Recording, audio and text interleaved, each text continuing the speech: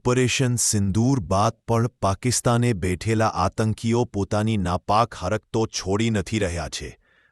એવા સમાચાર મળ્યા છે કે બાંગ્લાદેશના રસ્તે હવે પાકિસ્તાન ભારતમાં કોઈ મોટા હુમલાની તૈયારી કરી રહ્યું છે. સોશિયલ મીડિયામાં પરના નાટા હુમલાની તૈયારી કરી રહ્યું છે. સોશિયલ મીડિયામાં પરના વાયરલ વિડીયોમાં પાકિસ્તાનમાં બેઠેલો આતંકવાદી ભારત સામે મોટી કાર્યવાહી કરવાનો આદેશ આપી રહ્યું છે.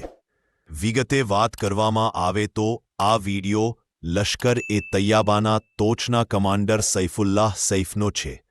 લશ્કર-એ-તૈયાબાના કમાન્ડર સૈફુલ્લાહ સૈફ વિડીયોમાં કહી રહ્યું છે કે હાફિઝ સઈદ હવે બાંગ્લાદેશના માર્ગે પણ ભારત પર હુમલો કરવાની યોજના બનાવી રહ્યું છે. હાફિઝ સઈદ ચૂપ નહીં બેસે એવી ધમકીઓ પણ આપી છે. ભારત સામે હાફિઝ સઈદ કોઈ નવી યોજના બનાવી રહ્યો હોવાનો ખુલાસો થયા છે. આજે ગુજરાતમાંથી 3 આતંકવાદીઓની ધરપકડ પણ કરવામાં આવી છે, જેથી એક મોટા ષડયંત્રનો પર્દાફાશ પણ કર્યો છે. જો કે કમાન્ડર સૈફુલ્લાહ સૈફના કહે પ્રમાણે